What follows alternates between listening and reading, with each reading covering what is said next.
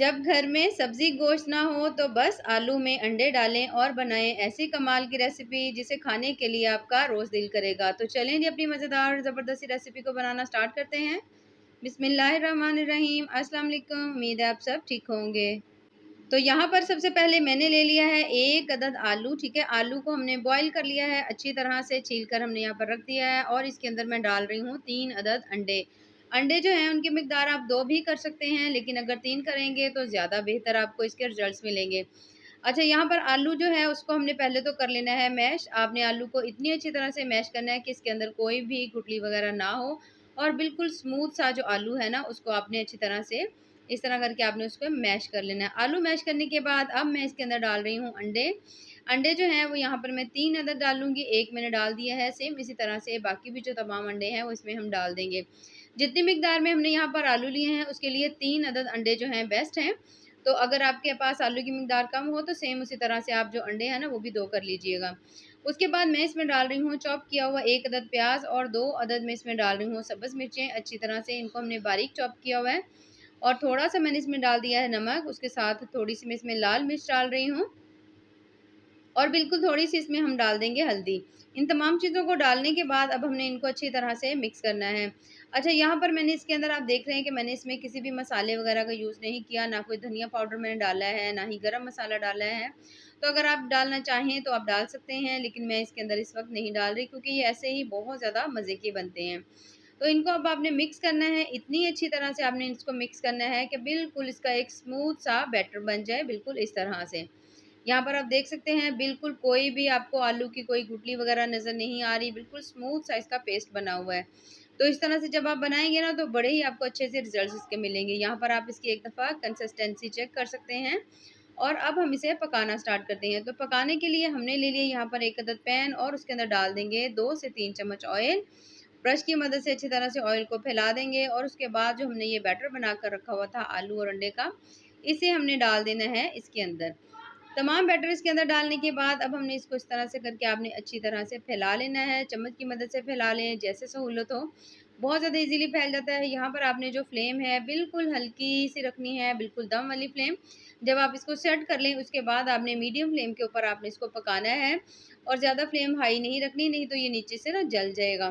तो यहाँ पर आपने एक चीज़ की कोशिश करनी है कि जो जब हम बिल्कुल हल्की फ्लेम के ऊपर पकाते हैं ना तो सेंटर से ही ज़्यादा सेक लगता है। तो आपने पैन को मूव करते रहना है आगे-पीछे ताकि तमाम साइडों से अच्छी तरह से प्यारा-सा गोल्डन कलर आ जाए। और यहाँ पर मैंने तकरीबन इसे 1.5 से 2 मिनट पकाया है। तमाम साइड्स को मैंने इसको मूव कर लिया था, अच्छी तरह से पका लिया है। जब नीचे वाली साइड बहुत अच्छी तरह से गोल्डन हो गई है तो इसकी हमने साइड को करना है चेंज। साइड चेंज करने के लिए हमने ले ली यहाँ पर 1 अदद बड़ी प्लेट। उसे हम इस तरह करके रखेंगे और इसको हमने कर देना है उल्टा और ये देखिए माशाल्लाह कितना ज़बरदस्त सा कलर आया हुआ है और बस इसी तरह से हमने इसे वापस पैन में डाल देना है। अब पैन में डालने के बाद दोबारा से हमने इसको पका लेना है। यहाँ पर आपको घी वगैरह डालने की ज़रूरत नहीं है, जो हमने पहले ही डाला था ना 2 से 3 चम्मच ऑयल, उसी में ही बहुत ज़्यादा अच्छे तरीके से पक जाएगा। सेम इसी तरह से अब आपने इसे भी अच्छी तरह पका लेना है। जब आप देखें कि दोनों तरफ से जो कलर है गोल्डन ब्राउन हो चुका है, अच्छी तरह से तमाम जो साइड्स हैं पक गई हैं, तो फिर हमने इसको उतार लेना है, उतार कर हमने इसे ठंडा कर लेना है। यहाँ पर हमने ले लिया 1 अदद कढ़ाई और उसके अंदर डाल दिया है मैंने 1 अदद प्याज, ठीक है, बारीक चॉप किया हुआ था। 1 अदद प्याज डाल देंगे। प्याज डालने के बाद इसको हमने हल्का-हल्का सा फ्राई कर लेना है।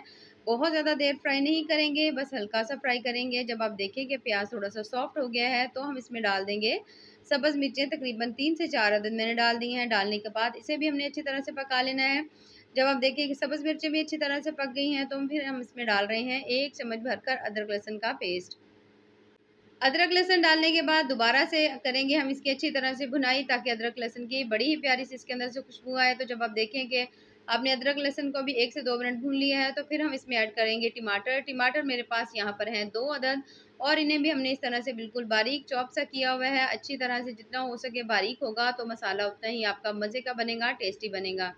अब हमने टमाटर इसमें ऐड कर दिए। टमाटर ऐड करने के बाद तमाम चीज़ों को अच्छी तरह से भून लेंगे। जब आप देखें कि टमाटरों का पानी जो है वो काफ़ी हद तक ख़त्म हो गया है, टमाटर सॉफ्ट हो गए हैं, तो हमने इसमें डाल देने हैं स्पाइसेस। तो सबसे पहले हमने नमक डाल दिया है, हल्दी डाल दी है, उसके साथ ही मैं इसमें डाल रही हूँ लाल मिर्च। तमाम स्पाइसेस आप अपनी मर्ज़ी से चेंज भी कर सकते हैं, कम या ज़्यादा भी कर सकते हैं, जैसे आपका दिल करे। अब तमाम स्पाइसेस डालने के बाद दोबारा से हमने मसाले को भून लेना है, अच्छी तरह से मैश करते जाएँगे कि अगर इसके अंदर थोड़ी बहुत भी इसमें टमाटर वगैरह थोड़ा-से साबित हैं, तो आप अच्छी तरह मैश करें, तो इसका स्मूथ सा आपने एक मसाला सा बना लेना है। और उसके साथ जब भून लें आप इसे अच्छी तरह, तो फिर हम इसमें ऐड करेंगे थोड़ा-सा धनिया पाउडर, थोड़ा-सा हमने इसमें डाल दिया ज़ीरा पाउडर और इन तमाम चीज़ों को दोबारा से मिक्स करेंगे और बहुत ज़्यादा जब प्यारी सी इसके अंदर से भुने हुए मसाले की खुशबू आए, तो फिर हमने इसमें ऐड करना है पानी। यहाँ पर आपने इसे भूनना अच्छी तरह से है, तसल्ली से है, कम से कम भी आपने इसे 3 से 4 मिनट मीडियम फ्लेम के ऊपर भूनना है। जब अच्छी तरह से भुनाई कर लेंगे और बहुत अच्छी से खुशबू आए, तो फिर हम इसमें ऐड करेंगे पानी। पानी जो है यहाँ पर मैं ऐड कर रही हूँ तकरीबन 1.5 गिलास, ठीक है? पानी ऐड करने के बाद अब आपने इसमें एक दफ़ा चम्मच चला देना है अच्छी तरह से और इसे आपने पकने के लिए छोड़ देना है कम से कम भी, जब तक कि हल्की सी ग्रेवी जो है पक नहीं जाती और बहुत ज़्यादा ज़बरदस्त सा हमारा जो है ना ये सालन तैयार नहीं हो जाता। तो यहाँ पर जो ज़बरदस्त से हमने हमने ऑमलेट बनाया हुआ था, वो भी तैयार हो चुका है, ठंडा हो गया है, इसे हमने रख दिया है प्लेट के अंदर। और अब हमने इसके पीसेस जो हैं उसे कट करना है, इस तरह से करके इज़ीली कट हो जाते हैं, बहुत ज़्यादा सॉफ्ट, बहुत ज़्यादा मज़े का बना है। और ये देख सकते हैं आप, अगर आप चाहें तो यहाँ पर आप इसके पीसेस को बड़े साइज़ में भी कट कर सकते हैं, छोटे साइज़ में भी कर सकते हैं, जैसे आपका दिल करे। एक साइड से कट करने के बाद साइड को चेंज करेंगे और सेम इसी तरह से दूसरे की तरफ से भी हम इसके पीसेस को कट कर लेंगे। तमाम पीसेस हमने इसी तरह से कट कर लेने हैं। और कट करने के बाद ये देखिए मैं इनको अलग कर रही हूँ यहाँ से, ये देखें ज़बरदस्त से पीसेस हमारे जो हैं वो कट हो चुके हैं। यहाँ पर साइज़ की आपकी अपनी मर्ज़ी है, अगर दिल करे तो बड़े साइज़ भी बना सकते हैं, इसके छोटे भी बना सकते हैं और ये इतने ज़्यादा मज़े के बने हैं, इतने ज़्यादा टेस्टी बने हैं कि आपका दिल करेगा कि आप इसे ऐसे ही खा लें और बहुत ज़्यादा सॉफ्ट और मज़े के बने हैं। तो यहाँ पर जो सालन है वो भी हमारा अच्छी तरह से पक चुका है, शोरबा भी अच्छी तरह से रेडी हो चुका है। अब हमने इसमें डाल देने हैं ये ऑमलेट के पीसेस जो हमने कट करके रखे हुए थे ना, ये हमने सारे इसके अंदर डाल देने हैं। तमाम पीसेस हमने इसके अंदर डालने के बाद एक दफ़ा आपने इसके अंदर चम्मच चला देना है अच्छी तरह से और इसे हम दोबारा से पकने के लिए छोड़ देंगे। कम से कम 5 से 6 मिनट के लिए, ठीक है? यहाँ पर हमने इसमें एक दफ़ा चम्मच चला दिया है, अब हमने इसके ऊपर ढक्कन लगा देना है। कोशिश करें कि जो ग्रेवी है इसके अंदर आपने इन तमाम को ना अच्छी तरह से डिप कर लेना है। जितने अंदर डूबे होंगे अच्छी तरह से ये ग्रेवी को एब्ज़ॉर्ब करेंगे और बड़ा मज़े का टेस्ट आएगा। तो तकरीबन 5 मिनट के बाद ये देखिए मैंने इसका ढक्कन खोला और माशाल्लाह से ज़बरदस्त ग्रेवी तैयार हो चुकी है, तो मुझे यहाँ पर ये बेस्ट लग रही है।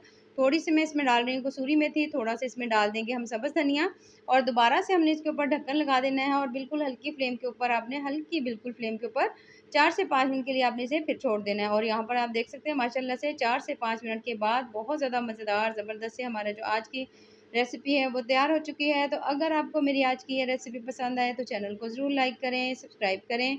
बेहद टेस्टी, बहुत ज़्यादा मज़े की बनी है। अक्सर आप अंडे का सालन बनाते हैं, आलू का सालन बनाते हैं, इसे भी ज़रूर बनाइए। दुआओं में याद रखिए। अल्लाह हाफ़िज़।